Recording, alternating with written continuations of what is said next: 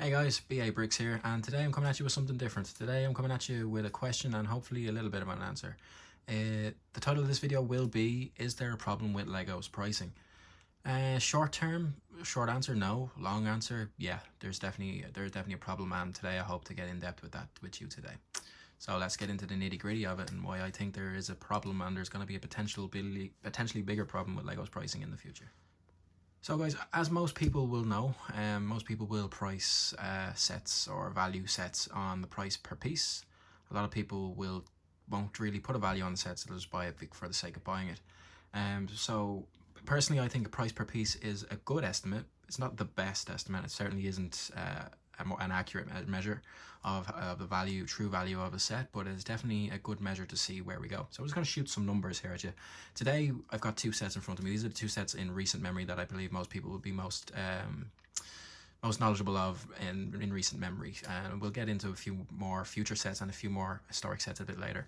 But it's 76191, the Infinity Gauntlet, and the Imperial Probe Droid that launched in May, and the Gauntlet in June the 1st, and will soon be released in America if this video is published, when I think it'll be published. So the Infinity Gauntlet has 590 pieces. It retails in my region for $69.99. I believe it's the same in the US. So that would put it at price per piece at 11.9 cents. Then you've got the Imperial Probe Droid, is 699 pieces, or sorry, $69.99, same price, and has 683 pieces, and puts that price per piece at 10.2 cents per piece. Now you might think that and it's like, oh wow, the Star Wars set is a much better value. It's 1.7 cents cheaper per piece. It has exactly 100 pieces more, 107 pieces more than this set. So where is the issue here? I don't see a problem. There is a problem. If you look at these two sets on face value, you look at them in person, you can definitely see that there's a big gulf and gap in the Lego pricing when it comes to Star Wars, other licensed themes, and then its classic themes, its own branded themes, and then it's just Lego classic, no branded, it's just bricks, build what you want, that kind of thing. As you go up the scale, obviously Lego Classic is cheaper price per piece. You can go as low as 3 cents per piece in most of the value packs, all the way up to 6 or 7 pieces. You're not going to get the big large pieces that you see in most creator expert sets these days, but you will get a decent amount of bricks for your price point. When you look at these two sets on face value, you can clearly see that the Infinity Gauntlet on the left is much bigger. It has more stature, just looks really nice displayed. Don't be wrong, the Imperial Probe Droid is a beautiful display piece, but the build experience is just not up to scratch when it comes to the Infinity Gauntlet. It can be quite tricky, it's quite flimsy. All the pieces it uses are very, very small. They are tiny. So that extra 100 pieces does not say jack about its value.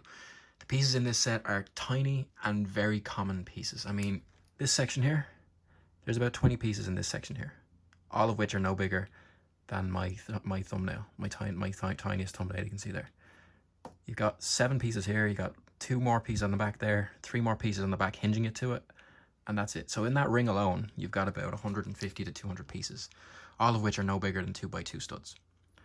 You look over here, you've got at least 8 of these pieces, which are 8x3, all the way around. You've got these curved pieces, which are not very common, especially not in this color, not common at all. This is a very common color. It's dark gray, dark bluish gray. Very common color, especially in Star Wars sets. It's very common.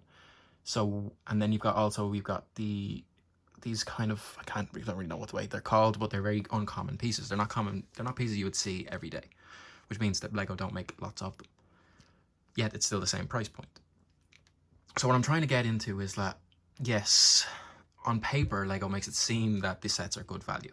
That the Star Wars sets versus the Marvel sets, the other Disney brand sets, or the Speed Champions, Ninjago are up there with value. But when you get them in hand and you look at them and you really delve into them, it's not true. Because when you look at the pieces that are in most Star Wars sets these days, they're very common pieces. There's very few proprietary pieces in these sets that were built specifically for these sets. You look at the Creator Expert series, for example. You look at the Ecto 1. It has a lot of proprietary pieces that are only for that set. You look at the Spatial Discovery, has 3 brand new unique pieces designed specifically for that set. Yet that set has 2,300 odd pieces and only retails for $179.99. Technically that is still a licensed theme. That's a NASA space shuttle. I'm not sure about the licensing way of it there, but that is a NASA space shuttle. There's a lot of licenses that go behind that. the avionics were designed by Boeing. Some of the avionics were designed by Boeing, example, Lockheed Martin, all them, you know what I mean? So there's a licensing fee to pay for that. You also got to pay for the Ecto 1, for example, has 2,400 pieces. Retails for 179 now. It was 200 when it came out, but it's 179 everywhere you look now, at least minimum. You can get it even cheaper. And that has a few proprietary pieces, and it's much more substantial and bigger than this. And again, it's a licensed theme. Ghostbusters is a licensed theme. You got the NES, 2,600 pieces, retails for 2,229. Again, it's a licensed theme, but yet the piece count is higher than the value of the value thing. So that's that would obviously explain. That would obviously go to my previous point that price per piece is a good indicator. It's not the best or most accurate. It's when you get the sets in hand where you feel these things. But like, there's two future sets that the Lego release that really show that there is a problem with Lego's pricing, and it's going to be a bigger problem, I feel, the further we go down the line. Especially as a Lego Star Wars fan, it's really bothering and really concerning to see, because it's already an expensive hobby to have, and with recent things going on, it's not common now for me to be able to buy these expensive sets every day of the week. So if you look at the next few sets coming out in the August wave for Lego Star Wars, you've got the Duel on Mandalore. It's due to retail for $19.99 or $20, and contains 147 pieces. That puts its price per piece at 13.59 cents, or 13.6 if you want to round up. That is insane. I mean, look, I'm going to put a picture on the screen now. If you look at that picture there, that set is not worth $20. It's 2 minifigures and 100 of pieces cobbled together, pieces that aren't branded. The prism for Darth Maul is not printed, it's a sticker. The rear glass is a sticker. There's a minimal technical functionality in it where the window will pop out. That is not worth €20. That is not worth $20. There's been sets that are worth $20 out there that have been sold in the Lego Star Wars line and have been sold in other lines. I think the new Infinity Saga Dragonfly comes to mind. That build is exceptional for $20. It's 200 odd pieces, and it comes with 3 minifigures. 3 minifigures that aren't available in other sets, might I add. This Ahsoka is available in another set. So whether Lego's charging us an extra $5 for the crack, or they're charging us $5 just for that exclusive Darth Maul, I don't know. But again, that is just ridiculous. That is a ridiculous price for that set. If you see Solid Bricks, I don't have it in hand, but I've seen all of the reviews, Solid Brick Studios review on it. It's tiny. It is really, really small. You could fit it in the palm of your hand. Literally, in this part of your hand, it would fit. And 2 minifigures, and you're paying $20 for that. That is ridiculous. Next one I have a problem with is Vader's Meditation Chamber. Now this one is due for release again, it's coming, I think August or maybe a bit later than that. And that retails for $69.99 and has 663 pieces. Again, on paper, it's 10.5 cents per piece. You're like, oh, it's not so bad. That is bad. It is a tiny, tiny, tiny set. You're paying over the odds again for 3 minifigures. Yeah, they're great minifigures and I would love to own them. But it is really, really bad price point. The main primary colour, you'll see it on screen now, of this set is black. Black is a very common piece, a colour on the spectrum when it comes to Lego colours. And from looking at the set, there is no specific or proprietary pieces in that set either that would require Lego to create a new mould to justify that price. There is just no way. I mean, they are inflating the piece counts in some way to make it seem like there's value for money there. But you have to remember, in the Lego Technic sets, like the Bugatti Chiron, all of these sets, price per piece is basically, you shouldn't be using it, because a lot of that, about between 300 to 500 odd pieces are Technic pins. They're the pin pieces, or they're connecting rods, or something that are very small that shouldn't classify as a proper piece. I mean, yes, there are big pieces in that set, but and when you look at the price piece for that price point, like 10 cents for that piece, wow, that's an amazing deal. But then you're paying also 10 cents for an axle piece or a Technic pin, and you're like, whoa, there's a problem there. And that's the same problem that I have with Vader's Meditation Chamber. Most of the smaller pieces, I can guarantee you, are in that base plate of that build. I can guarantee there is at least 20 to 25 1x1 studs or something in there to inflate that piece count, to make it seem like it is a good deal per price. I can't remember the exact dimensions, and I could Google it here, but I'm not bothered, because I can know just by looking at it, by the height of the minifigures, that it is no taller than 3 minifigures stacked on top of each other. That is a ridiculous price for a set that looks, I'd say that set at most $40. You're looking to make a bit more of a profit, $50, and then I would still consider buying it day one.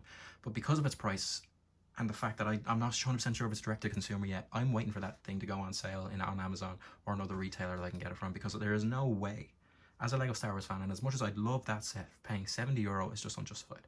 I still have not got General Grievous' Starfighter, which retails for $80 for 500 odd pieces. That is ridiculous. That's retiring soon. I still haven't bought it. I've had the chance to buy it on sale. I still haven't bought it, because even on sale, it's still a ridiculous price. Whether Lego thinks they can get away with this, for the simple reason being, minifigures, I believe, are becoming more valuable, more collectible as the time goes on, and more licensed themes get branded into it. So to pay for this set, looks like we're being charged for the Vader with arm printing and Admiral Piet, and that's pretty much it. In the Ahsoka set, Mandula Mandalore, we're being charged the extra price at what it looks like on paper for the new Darth Maul, and it's just really disheartening to see that. I mean, yeah, by all means, we understand that, but it doesn't cost that much more to print a little few on a little plastic guy's arm. It doesn't. That doesn't cost that much, you know, especially if you're doing it on scale. I mean, it was the same with the clone tank, or the droid tank, when Ahsoka came in it. Yeah, it was inflated a bit, but it wasn't inflated by any means to this extent. That was still a decent build for $40 or €40, whatever price you bought it at. But it's just a serious issue, I think, with Lego, especially with Lego Star Wars. When you look at it in Ninjago City Gardens, you get 20 plus nearly 20 minifigures in that, 5,400 pieces, and it retails for $300. That's crazy. Daily Bugle, $350. Again, a licensed theme, 3,000 something pieces, 20 minifigures, $350. And it's a giant build. It's huge. You're not paying anything extra for those exclusive Daredevil or Blade minifigures. You know, it just seems they just do it with Lego Star Wars, and that really bothers me. It really gets to me sometimes. Don't get me wrong, I love Lego, I love the brand, and I'll probably still collect them, and I probably will still buy these sets, but to what point, I don't know, because this is a problem that's only going to get worse. We're being overcharged for these sets for a simple reason, for a minifigure.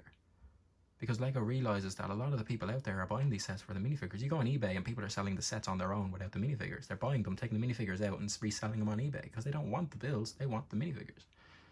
So it's just really irritating. It's so irritating, and I believe that that's a problem, and it's going to be a bigger problem in the future, because again, price per piece is not a fair reflection of the value of a set. When you get the set in hand and have a look, that is the fair value. I look at the other set, Creator Expert sets, that even on paper, the price per piece, it looks great. It's amazing. It's like price per piece, 8 cents. And I look at the build and I'm like, wow, it's even better than I thought, because the build is actually substantial as well. But you look at the Star Wars sets, you know, you're like, the price per piece is just barely hitting that okay value, you know, 10 cents, 11 cents.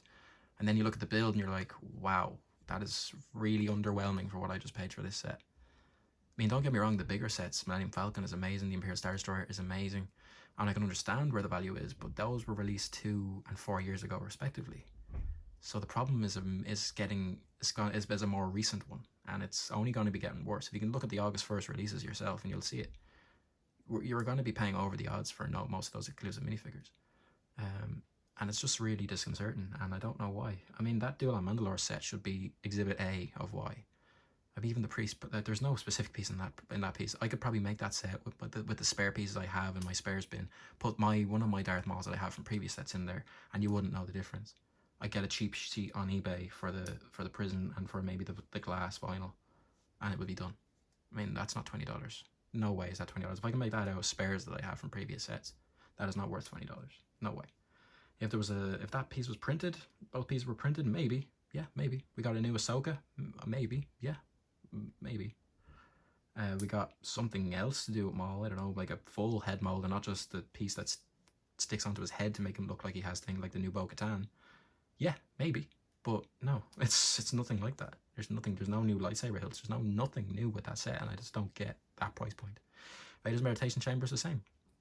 That minifigure is already in circulation. We already have it in the duel on the Death Star set. Yet we're paying over the odds for it. Don't get me wrong, it's a cool set. It looks really cool. The screen in the background with the Admiral, yeah, I can't remember exactly what, because I'm really wound up at this stage, but it's not worth $70. There's no way. And any decent Lego Star Wars fan will tell you that. Most of us will buy it. Yeah, we will buy it. But if we continue doing that without voicing our opinion, we're going to continue getting shafted on the deal. You know what I mean? So, look guys, it's a very ranty video, I know, and there's a lot of people who won't agree with me, and there's a lot of people who probably call me out on it. And by all means, call me out on it, I don't care. But that's my opinion, and if you wanted to, I will accept constructive criticism, I will accept other people's opinions. Just let's keep it PG in the chat. Let's not get into arguments. I'm willing to hear people out, and I'm willing to have a discussion, a discussion, but no name calling or anything like that. Okay, it's just my opinion, and I'm sure it's opinion shared by a lot of people now. There's more evidence that I could portray. There's more sets that I could put up on screen. There's tons and tons of evidence that state this, and I've done the research, but I just don't have the time to make an hour-long video, and I spend another 10 hours editing all the data into the video. So, but from the ones I've given you, should be enough to give you a sense of where I'm coming from. I don't expect you to agree, I'm not asking you to agree with me, but I am stating that there is a problem with Lego Star Wars pricing, and it needs to be addressed, because it's just not fair on the Lego Star Wars fans who, in my opinion, brought back Lego from the brink back in 2004, along with other good themes. Like the customers brought Lego back from the brink, and to be repaid in this manner is unacceptable. Anyway, guys, as I said from my very first video, this channel would have a rant or two on it. This is one of the bigger ones, and this one will be uploaded with very little editing, because this one I want to get this one out there as quick as possible.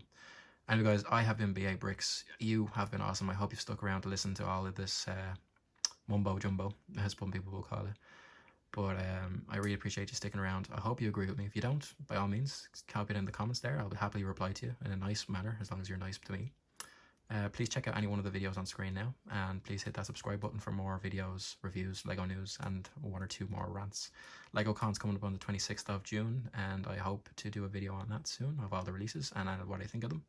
So yeah, guys, so comment, rate, subscribe, share the video if you liked it, and if you didn't, it doesn't cost anything to dislike it either. So anyway, guys, I've been BA Bricks. Thank you, and I'll see you soon.